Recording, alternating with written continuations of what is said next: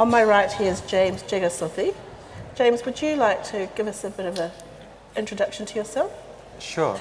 My name is James. I'm the Director of Community Engagement and Strategy at the Office of Multicultural Interests here in Perth.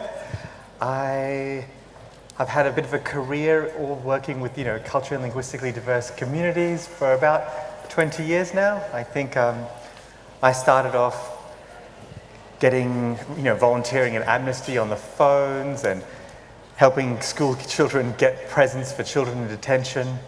I went on and studied law and politics, and I ended up working in refugee advocacy for a number of years in Sydney. And at some point in 2012, I moved here and I managed a program for the Australian Red Cross, working with asylum seekers, but people who had just been released from detention whether here or overseas, and working with them through their initial settlement. And now I work for the government now. Outside of this, I've also been on the Ethnic Communities Council of Western Australia. I'm the current Vice Chair of the Centre for Asylum Seekers, Refugees and Detainees here in Perth. And I've run Welcome to Australia here. Lots of random things, but all pretty much with a very similar sort of mindset. And I mean, there's an obvious sort of rhyme and reason to it. I guess for me, it does make sense, and it doesn't have to be the only way I do things, but I came here as a refugee in the 80s from Sri Lanka at the time of, the height of its civil war, which has now actually been over for about 10 years as of this month. My father was sort of a human rights activist, and he was the chair of a human rights organisation in the east of Sri Lanka, and his actions were really to be the negotiator for Tamil communities in that area with the armed forces, with the military and navy, and also with the rebels, the LTTE, the Tamil Tigers, as people might know them. And of course, he moved internal displaced people around, he did a lot of negotiations between communities, and eventually, of course, that got him blacklisted by everyone. So it didn't end up being a very safe place for us, and we were internally displaced for a while. I won't go into details, but it's like, that kind of story where you have, dead bodies nailed to your front door, and we had a shooting in our house, my brother nearly died, and all these kinds of things of, trying to go to hospitals using a cloth diaper as a white flag, all this kind of very interesting and exciting story. I won't go into it, and my dad tells it much better anyway. But in all honest truth, but I was a child then, so it's not that I completely understood it in that complete context. For me, if you look at photos of me as a child, I'd asked for army trucks as birthday cakes, because of course as a child, some of it was traumatic, but other parts of it were kind of exciting in the context in which I understood it anyway. And eventually, Australia kindly brought us here on a special humanitarian program, and we were treated much better than the way in which people are treated now. In fact, Royal Dutch Airlines, which is KLM, actually flew us over business class, which is a very different form of treatment to the way that refugees and asylum seekers are treated today. But it was obviously wonderful for us, and I feel very, very fortunate in my current place. I mean, I often think the happy irony of the fact that I fled a government that had sort of pushed sort of what would otherwise be sort of apartheid style, separatist type of politics. And I have the fortune to be working for a government agency that looks at inclusion. So I consider myself incredibly fortunate, and I feel like my work life, I've had some great opportunities to do that as well. Yeah. Great, that's a wonderful introduction. Thank you for sharing that story. There's lots of fascinating detail that we'd love to know more about. But Marilyn, would you like to introduce yourself? Yeah, sure. I guess I came to Perth as an 18-year-old student, migrant, and I've been living in Perth since. I guess the migrant story is part of my experience. Professionally, I've worked as a family counsellor in family violence and in the trauma space for the last 2 decades. I also run a NGO, Metamorphosis, that's providing access to education for stateless children. I guess my passion is really using storytelling as a tool to help us navigate a very, very complex and diverse, I guess all are very different, diverse journeys, and my particular passion is in human rights and social justice and how we can use stories and how important it is for us to provide access to that. And education is one pathway, but I think it's really about the fact that we're sitting up here. As complicated as that is, it's important that I continue to use the forum that I have and the privilege that I have to continue to tell the stories that don't often get told.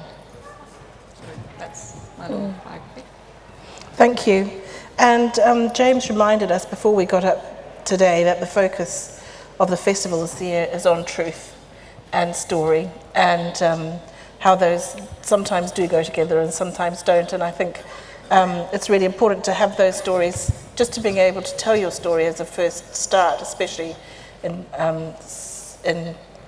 areas of trauma, is really important, just to have a voice somewhere. So the topic of today's session is Australia is a diverse country with a rich migrant history. Despite this, new arrivals who make their way here are still lumped into one category, refugees. This fascinating panel uncovers the inspirational truth about these migrants and where they come from. I have looked at this question very carefully over the last couple of weeks, and there are a few inherent problems in this, and I felt inherent in the panel that was put together.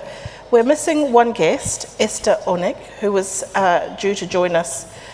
She is also a refugee of African descent.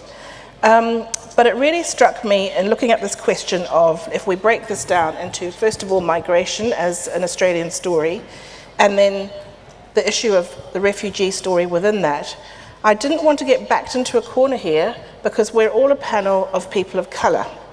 And the association between being refugees and being people of colour really is missing the rest of this big diverse story, which is that migration is a story that belongs to everybody, except of course for the First Nations people. So I felt that the premise of this was slightly problematic, and that ran the whole thing together into a current day, slightly inflammatory proposition. And I'd like to step back away from that, because I think it's really dangerous when that immediately goes to a racialized discussion. And I wondered, of all you wonderful diverse people out there, particularly those who are not people of colour, how many of you are first generation migrants?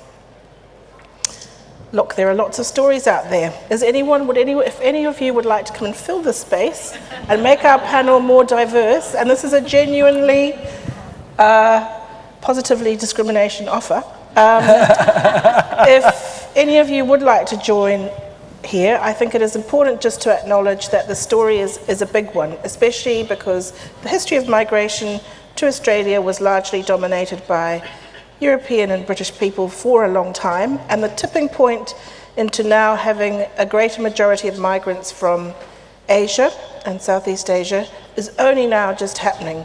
And there are layers and layers of stories and truths, all of which should be honoured in this conversation, because the history of migration to Australia from Europe and Britain wasn't necessarily a happy one for some of the people who made their way here as well, and more recent people from the Balkans, etc. So we don't want to rest the story and all the assumptions that we're going to talk about today with people of colour. We need to keep it a really broad thing. So I'll leave that invitation open, and if anyone feels the need to jump up, Yes, wonderful. you're welcome to join us. And I think it's good to have everybody's perspective. We have.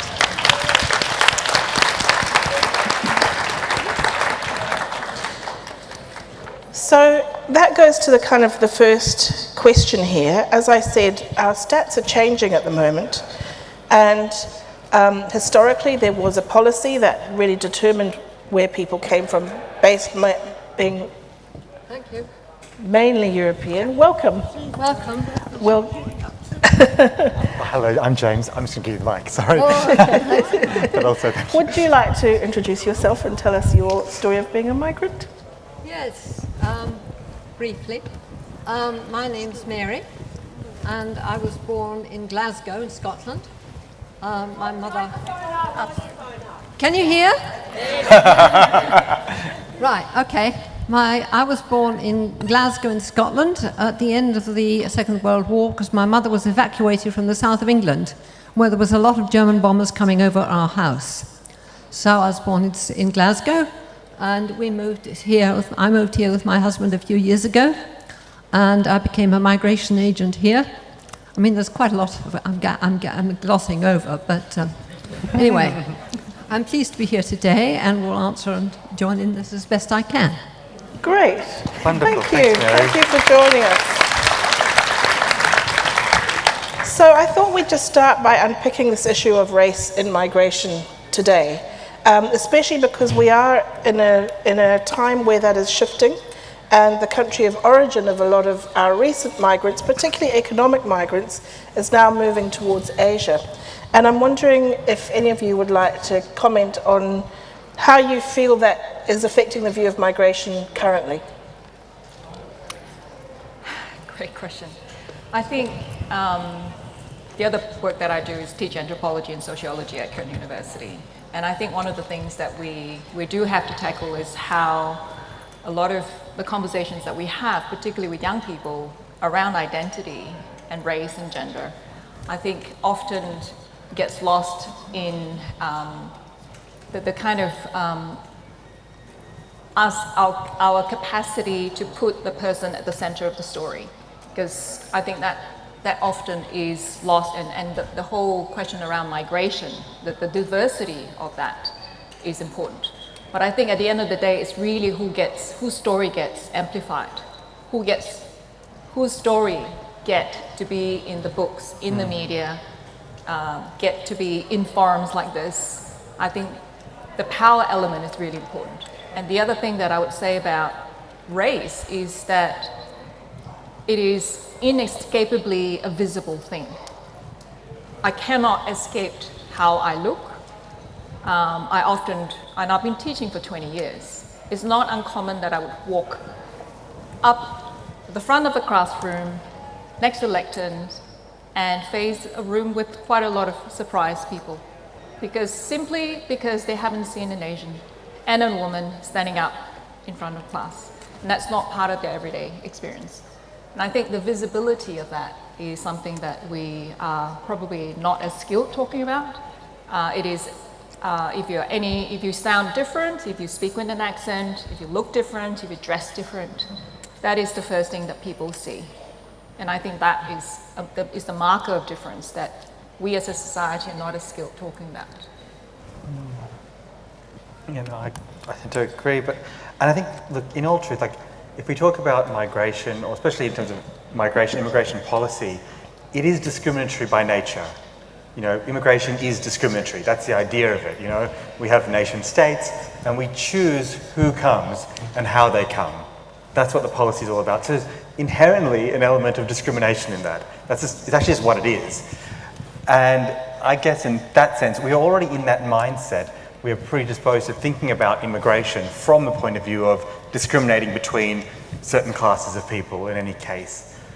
So I think there's always that, and I think it's also sort of part of our nature, and to always, you know, we always talk about othering and things of that nature, but it's also, the idea of immigration, it's someone from another nation coming to your nation. There's always an us and them, and it's always easier for some people to become an us. Obviously, at some point in Australian history, Greeks and Italians and people from, you know, Southern Europe, it wasn't easy for them to be an us. And over time, that has changed. Our norms, our values have altered.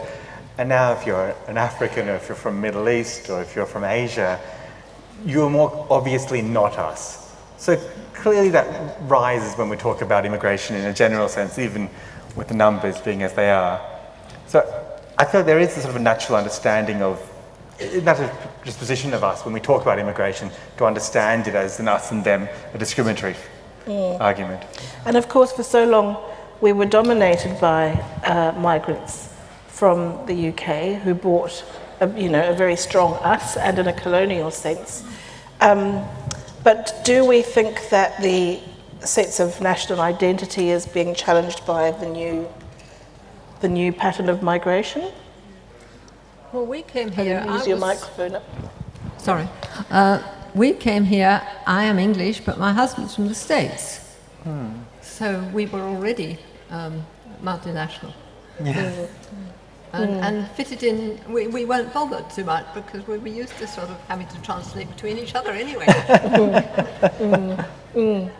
I think that question of national identity is becoming so critical when we seem to be more across the world now obsessed with sovereignty and sovereign borders and trying to determine what happens within them. And the other thing, of course, is this perceived idea that the newer migrants aren't fully committed, that they've got a foot in both camps, so to speak. But a lot of migrants, whatever the background, are also carrying these very big invisible stories, which is why I'm interested in your work in particular, because those stories and a lot of that happened outside the country are now being carried in this country as well. And the ability of people to kind of, I guess, rest those stories somewhere without requiring them to make a break from the countries and the traditions and the families that they've left behind, to still be able to have a porous sense of our identity that allows people to travel between cultures. Do you find that's a common discussion? Yes. I guess so. I think. Pass this round? Or? No, we've got these. We've got a. It's Oh, okay. I see. Thank you. No, I guess so. I mean, identity is I find it very interesting with identity. I think at the moment, especially with younger people, the idea of understanding where you fit in within your culture is it's one that's really up there in terms of, I guess, importance to the individual. But I don't know if I've missed that generation, but I do think when I was young, and for me, living in Australia, there was a pragmatic element of becoming more Australian. My parents, we lived in a country town in New South Wales, a place called Parkes. I'm not sure if you've heard of it. You might have seen it in the news more recently because, of course, the radio telescope was there and the moon landing. But at the time we lived there, it was very much a country town. There was, there was a Greek family, they had the fish and chip shop. There was a Chinese family, they had the Chinese restaurant. They had opened a roundabout during our time. It was a very typical Australian country town for the time. And for us, there was a real pragmatic impetus to be as Australian as possible. My parents had really... So you're saying there that, in a way, the Chinese family remained Chinese in the Australians' eyes and also in your own. In a sense, and I believe I would remain Sri Lankan. I believe I would probably remain Sri Lankan in their eyes as well, or they probably wouldn't know Sri Lankan's Indian or whatever they might have thought. In their, yeah, I think there is an element of that. I just think for me, I think at the time, I just think it's interesting because now I feel like we have more openness to think about identities in a different way. I feel the nature of migration, the number of migrants, and how much more inclusive our society actually is, allows us to talk about identity and to be engaging in those topics more readily. So I do feel when I was young, like for example, my parents allowed me to lose my first language, which in a modern, contemporary sort of, inner city liberal sort of way of looking at it, you'd be like, oh no, you must maintain cultures and, people have to learn other languages, all this kind of thing. And that always has its value. But in the world in which I lived at the time, my parents thought the most important thing, considering sort of the circumstances in which we came here, was that this person gets to fit in. That our children live a life with the least amount of, worry, at least from those things that they can't control. So, in fact, they actually sent me to elocution classes for me to lose my accent, And now that would almost seem politically incorrect, But these are pragmatic decisions made at a different time. Do you think your parents were right? I think they did everything for the best intentions. I feel some shame in having lost my native tongue or my mother tongue. Of course. I mean, especially when I go back to Sri Lanka. Yes, absolutely. There's definitely shame there. Yeah. That's different, isn't it? Yes. Because then when you go back, then you're part of that culture once again, looking, and probably you don't quite sound... Microphone. Sorry. You might look Sri Lankan, but when you open your mouth, you probably sound Australian. A little bit? Yeah, I think that was the intention. Absolutely. Yes, well, you know, I have a migratory background. I grew up in 4 countries, and I have about 4 different ethnicities to claim, and I don't really feel I belong in any of them. Everywhere I go, everyone asks me, where are you from? In all of those countries. So I know that feeling of kind of, you kind of are always then circling around on the outside. But you're a different story because you came as an adult and as a student. So your experience has been later in life as an adult. What would you say? It has. I was actually born in Malaysia, and I was sent to Singapore to be educated when I was 9. So I had experienced that from 9 years old, and then came to Australia when I was 18. And I think what Jane's saying, what you were saying, is that I think one of the things that a lot of migrants and you know people from refugee backgrounds share is that it is often a story of survival. It takes a lot of work to adjust and to adapt to a new country, and I think often constantly having to figure out who you are, and then having to find a way to explain that to other people. And that I've been here 28 years, that will give you a sign of how old I am. And that doesn't stop. And I think one thing that I really have a much more appreciation of now is that you don't lose that sense of hope. And I think this beautiful thing that Uncle Barry Maguire said last night at the launch about how he explained that, you know, his parents wrote 7 books. There were just 7 children. And I never really thought of that I had been born a book. And that my parents had written 5 books. And I sort of thought about it last night, reflected on that last night, that each of us also carry our parents' books. And I think I did my PhD on my mother's story, on trying to capture. My mother had been given away as a baby, never went to school, one of the brightest minds I've never known. But she supported me, and I'm here today because of her capacity to dream beyond the limits of her life. And I think I've carried her book and my dad's book and my grandparents' book in me. I love that idea. I love that I don't often have the capacity to explain where I come from, where I belong. And I think it's a much more interesting thing to think about my life as books, multiple books. I recently had an extraordinary experience. I was seconded to the Kimberleys for 6 weeks as part of the Jawan program, and I had the most extraordinary experience. And one of the things that I came away from is in the 28 years, in fact, all of my life, spending time on country with our beautiful First Nation people was the first time in my entire life that I felt I belonged, that I felt welcomed, and I have a completely different understanding of what welcome to country really means on a bodily and cellular level. And I think it made me sort of came away thinking what we need to be giving our new, people who've come to seek asylum, refuge, seek a new home, new migrants, people who've come to work in industries where we don't have enough people. I think we need to be able to create a space to welcome them in the way that we haven't done very well in our history. It's a very powerful thing, and I was thinking about that this morning and coming here, that one of the things I miss the most is the connection to a land and to a landscape, to just be able to look at a place and feel I know it very well. I've been able to attach myself to a few. But you also, your story of your mother reminded me of something that's happened to me twice, and you might have a comment on this, in the last year. Twice. Once in New Zealand, I noticed a lady walking past, an elderly lady walking past my house in a howling, terrible winter storm, not adequately dressed. And when I went out to see if she was okay, She told me she was fine. She was just on her way to Samoa. She was going home, and she was going to walk there through this howling storm. So I said, would you like to stop for a cup of tea on the way? And she came in, and I tracked down her family.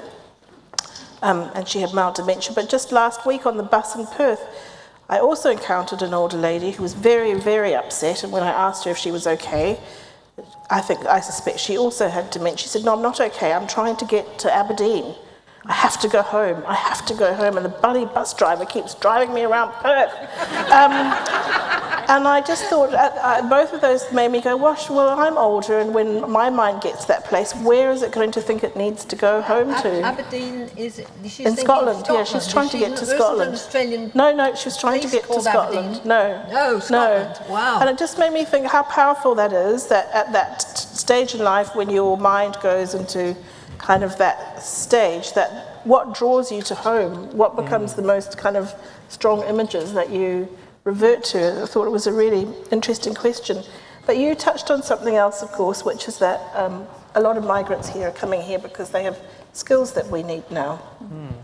And how we welcome them and make them feel a sense of permanency in Australia is really important.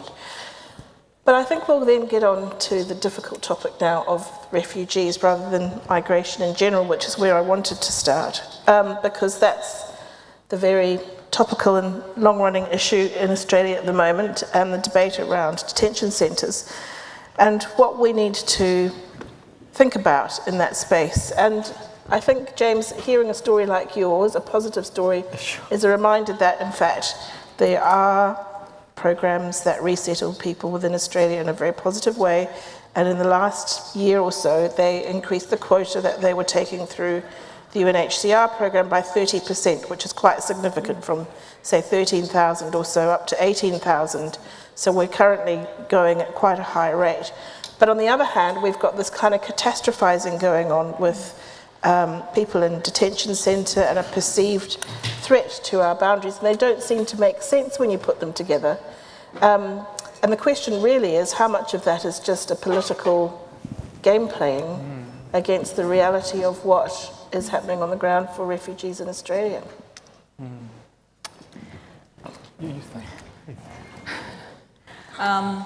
It's a great question. It's something that I have been, I guess, grappling with for a very long time, both in my sort of professional life, but also personally, because I work with a lot of stateless and refugee children who are sort of trapped in urban refugee camps in cities like Kuala Lumpur and Jakarta, and also newly resettled migrant families from refugee backgrounds in Perth.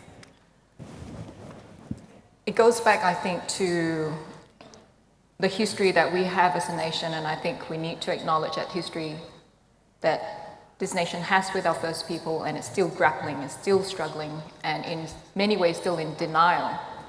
And I think we have this very, very problematic relationship with who is this us and them, and how we have this really quite one of the world's most successful resettlement programs in the world.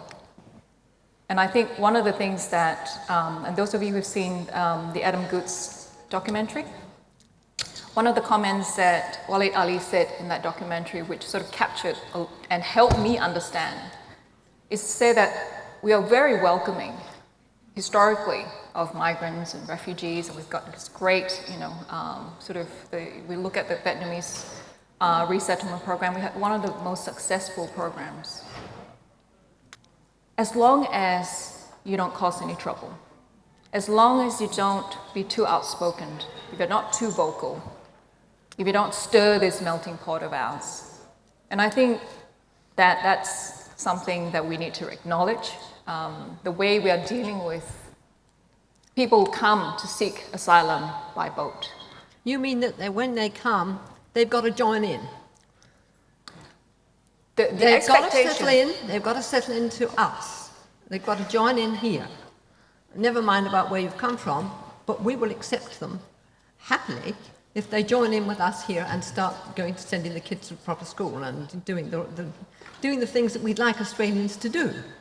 But if they're still harping on the problems from overseas, they're going to have more trouble settling here, aren't they? I think Take a minute. I mean, Can I just continue? Sorry, I'm interrupting you. Yeah, so that is part of a dominant narrative, right? That somehow that if you come from overseas or from a different culture, that you are going to first of all struggle to assimilate. I don't really understand what assimilating into Australianness actually look like. If somebody could tell me, that would be great. But I suspect that that is a problematic idea to start off with. Sorry, I've just lost my train of thoughts there. Yeah, so I think part of the challenge of us having conversations like this is, from my experience and from a lot of experience of people that I work with, is that the minute I came to this country, I have not stopped working really hard just to be. And that includes explaining who I am and justifying my presence in this country. And I think part of that is because we do have a system that made it really, really difficult. We create this sort of system of othering, and we have so many different ways we other people, including how we look, how we, whether you speak with an accent, the perceived difference that we have, that we project onto people, is an ongoing problem. A lot of us come from backgrounds that are complex. There's a lot of people from refugee background that comes with a lot of history of trauma. And I think in spite of that, they work really, really hard every single day just to fit in, and whatever that means. So I'm not going to attempt to try and, that's just, I want to just put it out there. Can I just say, from what Marilyn's saying, and I guess, to answer your question, Mary, or it's a comment that a lot of people make, absolutely. And you're right, people come here with lots of baggage. I mean, we all come here with baggage. We all do. But I guess we want to be here, we don't want to be where we came from, absolutely. usually. And I guess one of the things with that is, we don't talk about assimilation as much as integration, and part of that is it's a bit of a sharing of things. And people who come here, you're right, with lots of baggage and with lots of other worries on their mind, they also come here with resilience. They come here with the positive attributes of character, they come here with a bit of risk-taking, and those are things that they add to our society. So in a way, we do kind of want them to keep thinking about their home country. In a way, the fact that they think about the world as a globalised place where we are connected to each other, connected to our various homelands, these are things that add to our Australian dynamic and add to our character as Australia. And I guess when we think about... It's an adventure coming here, isn't it, for people Absolutely. coming? They don't know what they're coming to, Absolutely. right, unless they've been here for a holiday first. Absolutely. And it's a great adventure to come. It's a bit scary. It's a bit scary, absolutely. Well, I guess it's the how as well, because for some people it's an incredibly traumatic journey to get here. And that's the other question, I guess, that we really need to consider is, as an island nation being so far away, we've been very privileged in many ways to be able to control the ins and outs. And the thing that's the most threatening, I think, that the Australian psyche is not quite understood how to deal with is asylum as the first point of asylum, which many other countries do. I grew up in Zimbabwe, and in Africa, poor old Mozambique has probably millions of displaced people, and it's a country with no resources, dealing with people walking across its borders in great need. And I think it's that area of compassion around that first point of asylum that is perhaps for me one of the most concerning, because the resettlement programs through UNHCR are, of course, very highly controlled, vetted and managed within a process that has been mandated internationally. But it's that real point of asylum, and I think more and more people are seeking that. Yeah. Look, the asylum system is not good in any case. I mean, we know there's about 65 or 67 million people in the world who are displaced, who are not living in the homes where they are, or their countries. About 25 million of those people are refugees, so they're outside of their home country, they're seeking protection, their country of nationality can't afford them that protection. And the system, UNHCR, countries like Australia, people who are signatories to the Geneva Convention, we only take about 0.5% of those people every year. So it's a very weak system. In Australia itself, we do spend lots of money. You're right, there are great programs in Australia, and we spend about a little over $200 million on settlement programs. And it seems like a large amount of money, and it is a large amount of money. But I guess to answer the original question about the politics of it, we would spend about $3 to $4 billion every year on our offshore detention and border control. So that's how much we spend to keep out so many people. But for all those people we're doing our best to support in this country, we spend about $200 million. And it kind of gives you a bit of an intention, or an understanding of what the intention is of the government. Is it about, the finances? Is it about doing the right thing practically for Australia or for our economy? It's a bit easy to come up with what the answer is to that. I think, so I'm not sure. So there is a level of humanity to it because we have laws that have been around for 70 odd years that give specific protection to refugees. And we also have laws that are there for specific protection to, migrant workers. But the way in which the system works is fairly, you'd say it's not really fit for purpose. And do you think that this kind of sense of crisis, possibly unjustified, is making us as a society less compassionate? See, I don't think we are less compassionate. We're not less compassionate. It's a bit, obviously, some of us have, certain biases, some of us may be racist, some of us might have different versions of what we think the best economic rationale is for Australia, or whether we have a big Australia or a little Australia, all that kind of stuff. We might have ideas about different countries, but we are not any less compassionate. And I think the thing that makes that really obvious to me is the fact that, the government we have policies where we want to keep what's happening on Nauru or Manus hidden. We want to make sure that we punish whistleblowers a certain way. We want to make sure that medical opinions are not shown. All those things tell me that the underlying belief of the government is Australians are compassionate. If they knew this, they would want something different. So It's a good point. Yeah, a good point. And I think in all truth, when it comes to refugees, it's, for me it's fairly obvious in the sense that there's so many people who, when called to action, they volunteer their time, they visit people in detention, they make donations, they do all sorts of good things. Look, I'm the vice chair, I didn't mean to do that, but I'm the vice chair of the Centre for Asylum Seekers, Refugees and Detainees, and every time there's a bad policy announced, we get more donations, It reflects who Australians are. The policies reflect something else.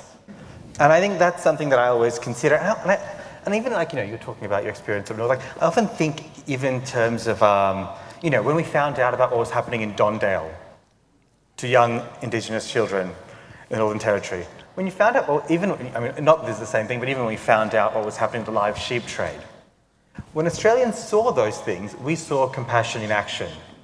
And we saw change very quickly as well. I think, to me, it just shows Australians are compassionate, and for certain government policies, that's the problem. You have to have a publicity, though, before you can start realising where compassion has to be shown. Absolutely. Absolutely. You have to get into the problem before you even begin. If you don't hear about it, if it's all hidden away by politics or the people are just not exposed to the newspapers, I don't know. But it's a good point. It's easy enough to hide problems. It is, not to know. And at the Premier's Book Awards last night, the Emerging Writers Award was won by Renee Petit-Chip for her book, The Sky Runs Through Us. Is that the title? And she wrote that after her experience teaching on Christmas Island. On Christmas Island. And it's a beautiful, heartfelt book of poetry, and she was very emotional when she won it. But what struck me also is that she'd been too scared to write that book for some time because she was afraid of the consequences of, I guess she was breaking some laws or confidentiality agreements maybe by writing what she'd seen in those centres.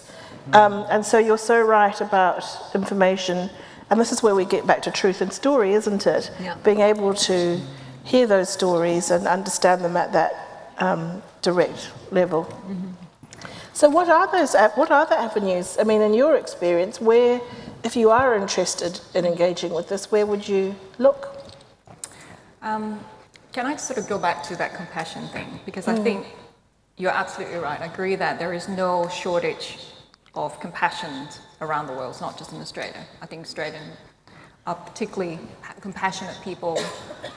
But what we're grappling with is this sort of idea that a lot of our compassion is used, the energy that we would otherwise use for compassionate things are used up with an increasing anxiety and fear that is being constantly fed into the dominant narrative about anyone who's different.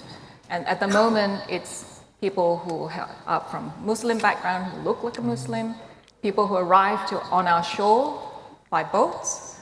And I think people who might have some sort of nasty disease that you haven't quite figured out what it is. And part of that, I think, is part of this dominant narrative is the myth. There's a lot of myths about who these people are, including the fact that they might carry disease, they will not assimilate properly, they are going to cause trouble, they are criminals, or they are so traumatized there is no chance of them assimilating into the Australian society. And those myths are exactly why we need truth-telling.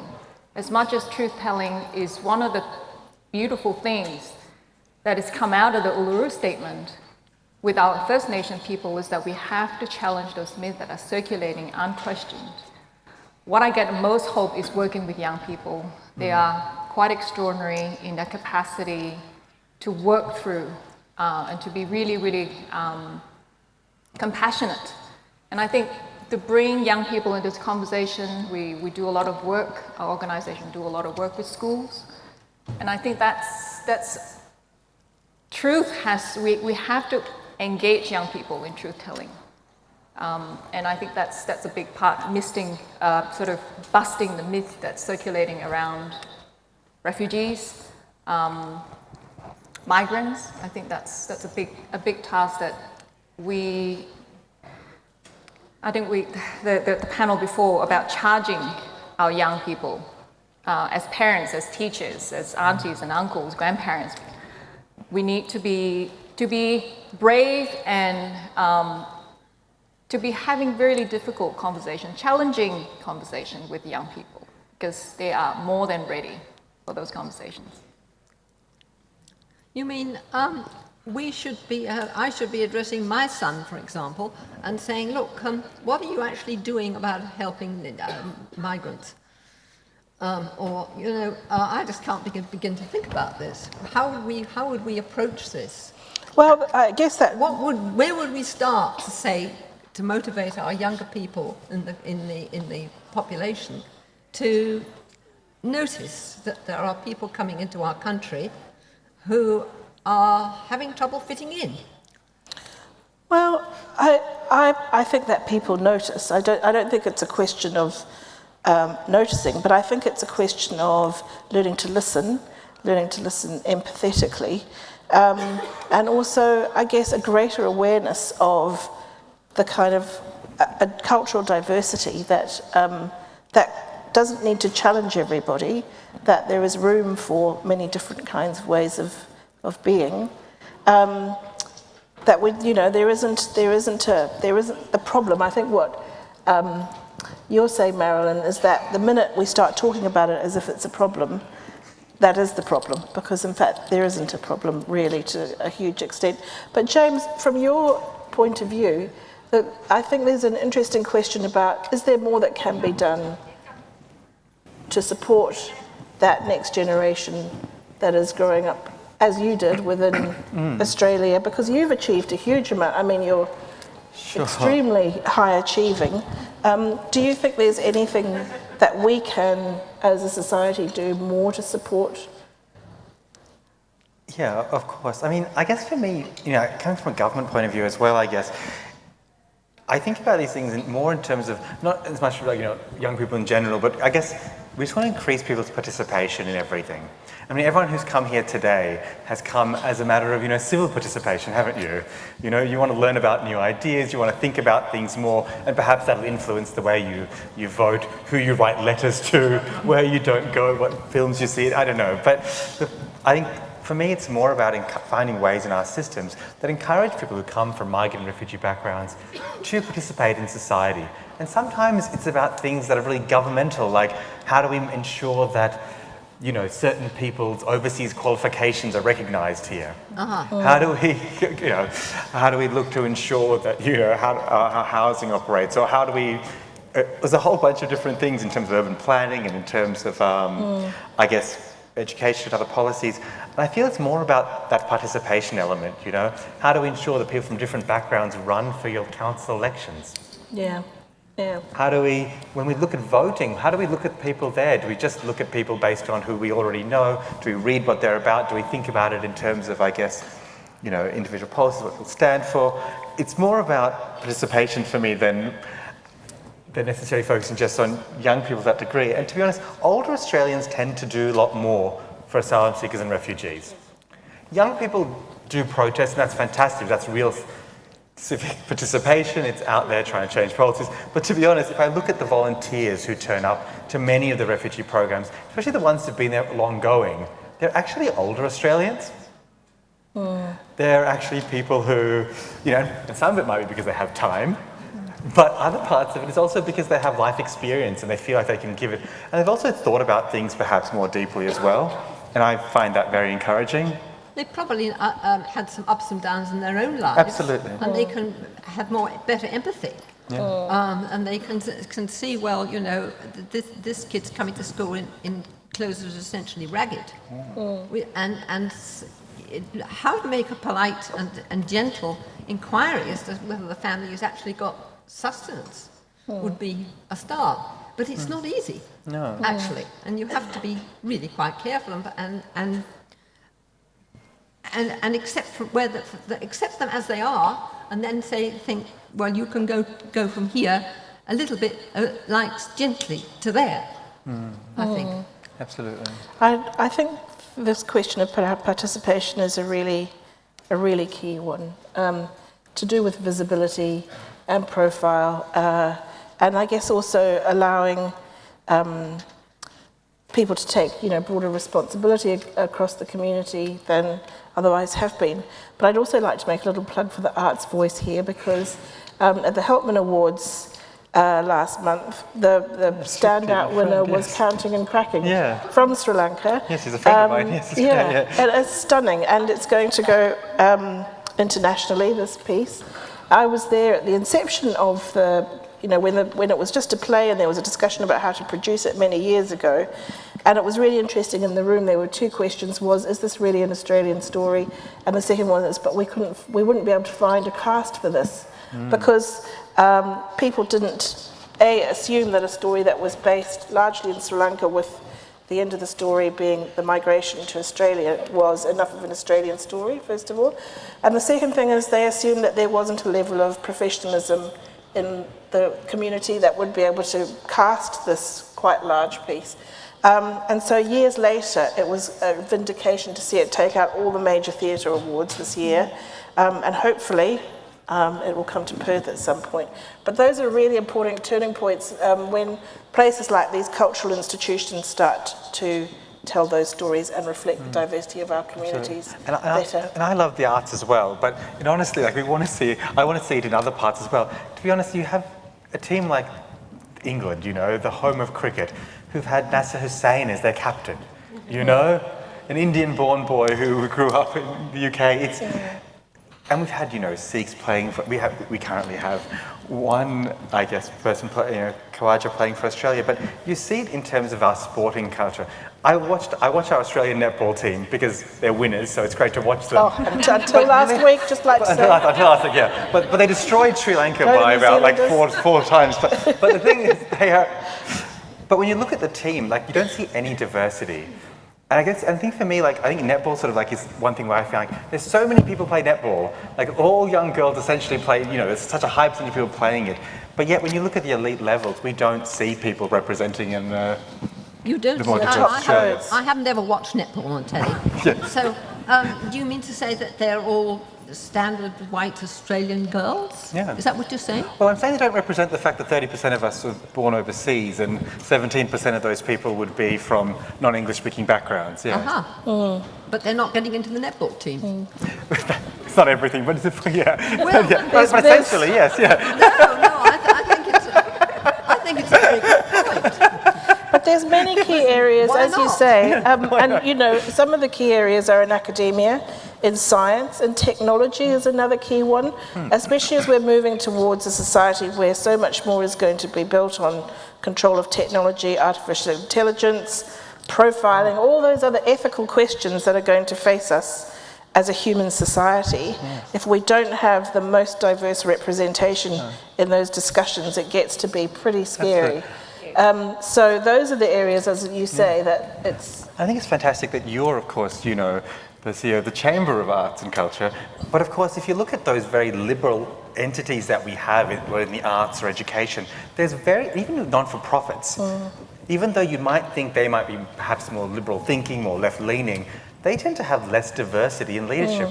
There's not one non-European background vice chancellor of a university in Australia.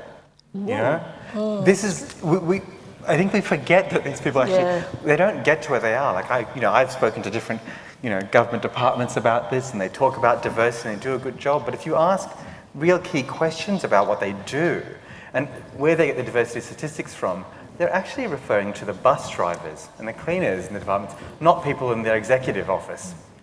It's it's very indicative of our society. In a sense, And in some ways it is a natural human instinct that you have to overcome, that you veer towards people like us, and we all do it to some extent. But when you're in a public forum or a democracy or a workspace, there's so many studies that have now proven that you will function better, you'll get better results if you have a better representation of the diversity of your population in those spaces, whether you're trying to sell things or make things, whatever. You're holding yourself back if you don't actually include more people in the conversation. Yeah, but it's interesting, isn't it? Because I was just thinking, I live in a very English village in the hills in Darlington, and we are all pretty much like me, and it's quite attractive. So I can understand somebody coming in that they want to settle in a place where others are like from wherever they came from. Yeah, totally. And they'd be happy to go to work with other people who came from where they came from too. Yeah. But what we're looking for is diversity. Well, what we're looking for, no, we're not really looking for, it's not about diversity actually, it's more about, I feel it's more about inclusion. Because you know what, there's absolutely nothing wrong with wanting to live amongst people who look like you. It makes sense. It makes sense to be with people who share things with you. You look at Australians who go to the UK for work, young Australians who are very liberal-minded, obviously they're travelling overseas, but literally they hang out with other Australians. Oh, it's like in the UK. They don't have any issues with language or anything. New Zealanders and Australians all over of course. Court. Yeah. They love it, that's fine. Yeah. And so there's nothing wrong with it. Even in Australia, of course, there's a certain element of that with different cultures as well. Absolutely. Yes, but how can we get that feeling of being at home with the people that we're not brought up with? Yes. And learning to move our boundaries somehow. Absolutely. And I think that's the adventure you were talking about earlier. Yes. We have to put ourselves out there a little bit. We do. Yes. Yeah. And often that's about I often find when I go into different cultural situations, it's about not being afraid to be totally embarrassed, that you're going to muck up the protocols, that you're not going to know the language, that you might eat with the right spoon, wrong spoon, or whatever it is. But just, forgive yourself and be heartfelt and open and let go of some of the ego that sometimes prevents us from really crossing those boundaries.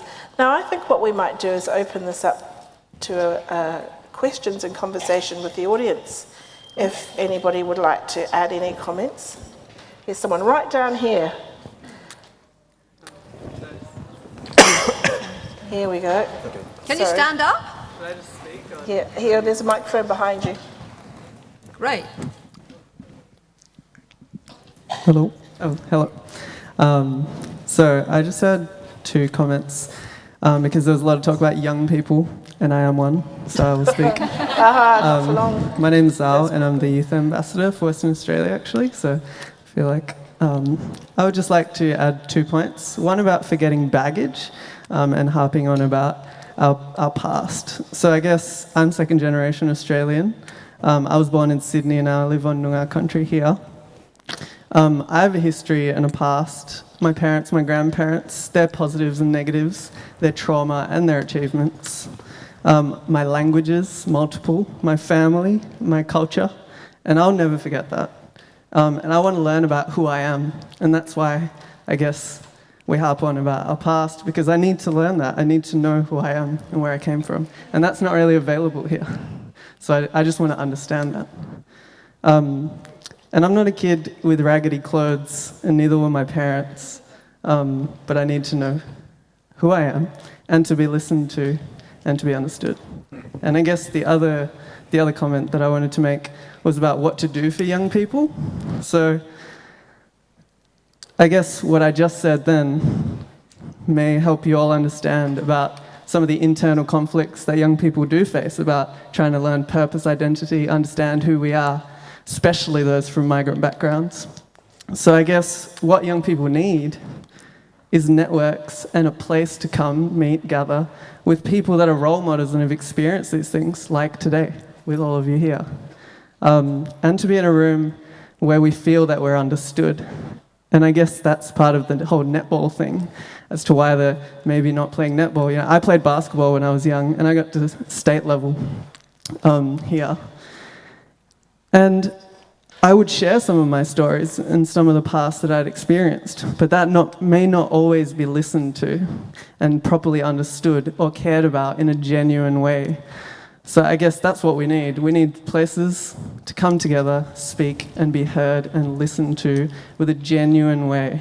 So yeah, thank you very much, and yeah, that's the one that's to look at. That was beautiful. That was beautiful, thank you. Oh, there's someone right here, right behind. Hello. I'm a daughter of Greek migrants who came out in the 50s, and I had a hard time, even though I may not look it now, but I found growing up in the 80s, humour was really important. And I think you guys are so serious with this. Look at Wogs Out of Work. Look at how they took it and they made fun of themselves. And it was a wonderful way for Greeks and Italians of that time to fit in. And I just find that humour is something that we don't tap into as much as we could. And I just thought, any thoughts on that one? I think that's a really good question. I think it's actually a really good comment as well. And you know, I used to work at the Enmore Theatre, and Wogs Out of Work used to play all the time. Mind you, I would just show people their seats. But it was in the 90s. But anyway, it's for me, the only thing is, even things like Wogs Out of Work, for example, happened when the Italian, the Lebanese, the Greek community actually took a different position of power in the community. It's much easier to make fun of yourself when you don't have, when it's hard because you've got something to lose in a sense, absolutely, but you have something to stand on. I think it's much more difficult for Greeks and Italians who were here in the 50s, and you've got to think, it was only 66 when Holt changed immigration policy around European migration. So you've got to think, at that period of time, it was so difficult for people of Greek background. If they wanted to make light of themselves, it would be in fact bringing themselves lower to where they were. Their qualifications weren't taken into place. They came out of a post-war situation where they had a terrible run and their countries were fairly devastated. They came here, worked incredibly hard on the Snowy Mountain Scheme and so many things, but they were in an unempowered position. And of course, many years later, they took it as humour and it was a way to break other barriers. And I think that's really important. But it would be somewhat irresponsible to ask young people, say, who've come in the last 5 years from South Sudan, to make light of their situation in order to make other people feel comfortable. That's my only comment. I think to add to that, because my mother was a linguist and she studied humour as her postgrad stuff, and how culturally specific humour is. And so, of course, if you heard me and my sister on the couch making jokes, they are we wouldn't repeat them in front of anybody else, but they're from our very, a shared cultural background that we feel quite safe in being quite off about various things. But it's how you take that into the public space and are respectful with it. And it's so hard when culture is such a big part of humour, isn't it? Mm. But you're right, everyone needs to laugh a little bit more in the world at the moment. Yes, would you like to say something down here? There you go. Hi, hello everyone.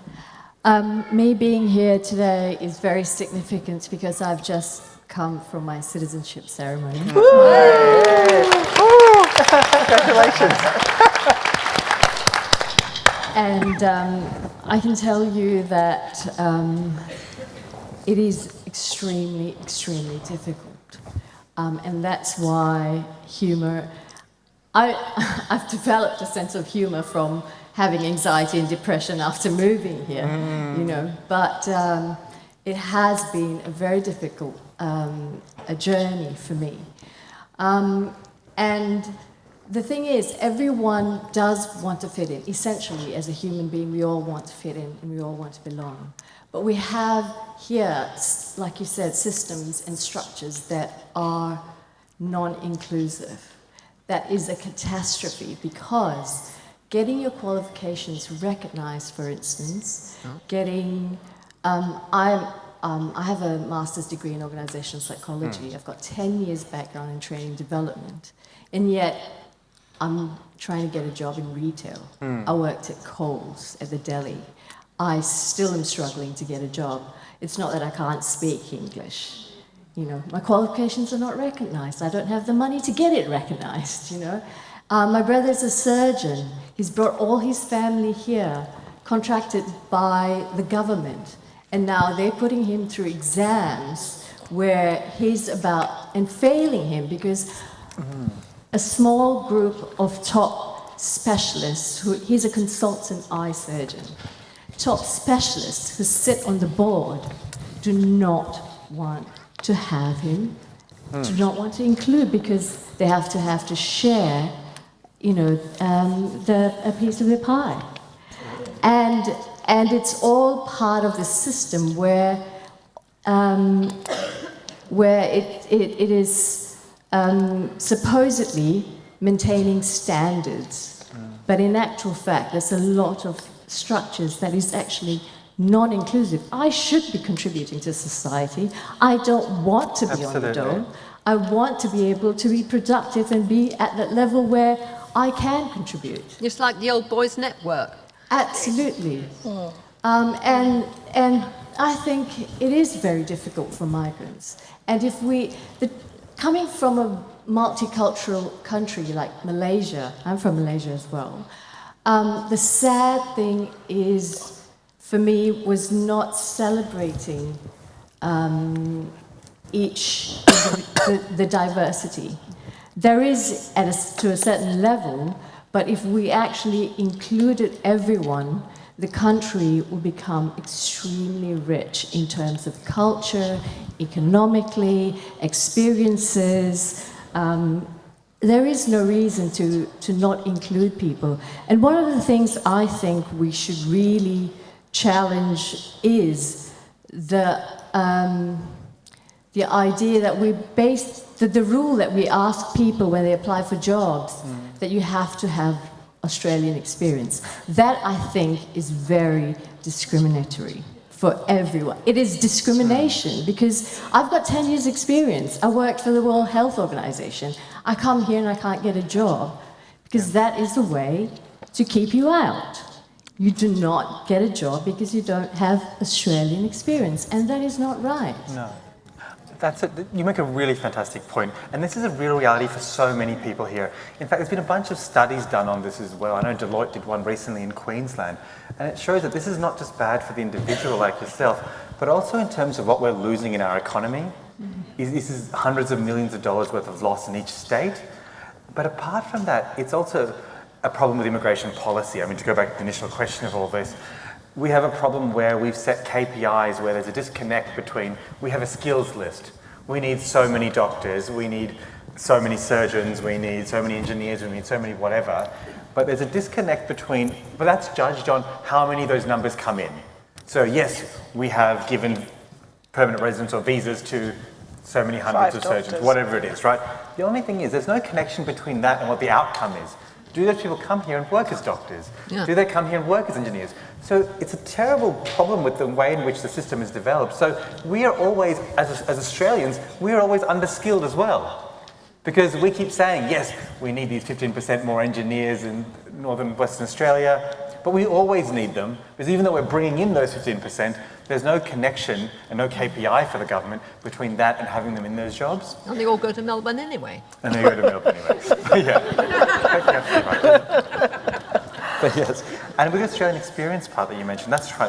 That's a bit of a, I'm not sure where that came from. Because if you go to the United States to work, no one asks you, you know, oh, have you got experience working as an organising psychologist in New York? No. They ask whether you have those skills and experience. And that's something that requires change. And it's something that we have changed in some jobs in regards to gender. You know, there used to be jobs where they used to say, oh, there's no female train drivers up in, you know, working in the mine sites. Why is there none? But like the JDFs will say, you know, you have experience as a train driver, blah, blah, blah. But if there's no one who's a female train driver, no one's going to have that experience to fill that job. What you want is someone who has the skills to drive a train. And there's all these sort of practical things that could be put into place around that as well. So yeah, you're right. Mad bureaucracy. Does anybody else have a question? This person back here. There you go. Right, just to your left. Yep. You've all talked about the traditional migrants, the political refugees, the economic seeking aspirations and praise the family. But what about all the new classes? I'm talking about sort of digital nomads, people who come in on a tourist visa, who's like, I've been in Bali, I've seen them, they're burnt out, they're highly skilled, and they are lost. I mean, they come to Australia, they, you know, as I said, highly skilled, talented, but all they want to do is sort of, you know, go on a camper, tour around. How do we engage these new classes of migrants and make them productive for Australia? I have no idea. Well, you've got us all stumped here. I don't know. But yeah, and you know what I was thinking when you were talking about is, of course, everything's going to change with climate change. It may be that Australians are going to need to go and live somewhere else in the next 100 years. And we'll all be trying to get to 42 degrees below to get out of this heat zone.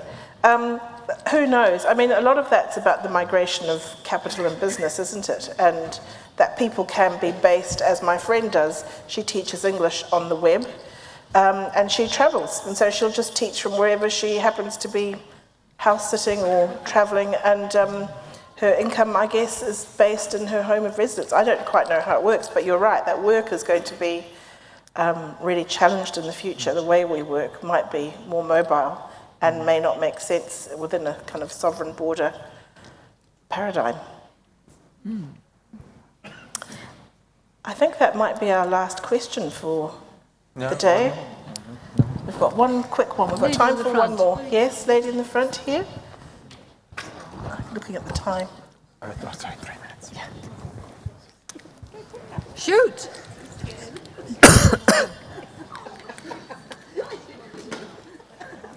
Thank you. I'm feeling a bit like a migrant myself today because although I'm fifth generation Australian, I grew up in Victoria, but I spent most of my life in Darwin. I've only come to Perth in the last couple of years. Darwin is known as a very successful multicultural society, and I find it very interesting today that some of the questions that have been raised I've never heard in Darwin. It's a place where people like me go, having grown up without faces that didn't look like mine. I grew up in a country town in Victoria, and everybody more or less looked like me. I had some young friends, Monica, Ilona and Krista, who were from those East European countries, and that was very interesting to me, but they really didn't look very different. And to go to Darwin, where you find you are part of a much bigger society. And of course, you've got the Indigenous society there as well, very well integrated to the community. And you have very early Chinese immigrants to Darwin. You have Afghanis who came there with the camels in the 19th century. So I think one of the reasons Darwin is so successful as a multicultural community is that there have been different people there all the time. It was not dominantly white from the beginning, and I think that has made a very big difference. Many people go there to look and try to establish why it is so successful and what they can perhaps implement in their own communities. But I'm not sure it translates very well to other places because of the history of that particular city, but it's well worth a look. It's a beautiful way to close, and it reminds me of something I heard on the radio a couple of weeks ago and relates to what you've said probably as a closing, which is the importance of somehow, whatever the mechanism is going to be, of acknowledging the sovereignty of Indigenous people. And this woman on the radio, when she was asked why that was important, she said, it's to allow them the power of welcoming us all to live in this country.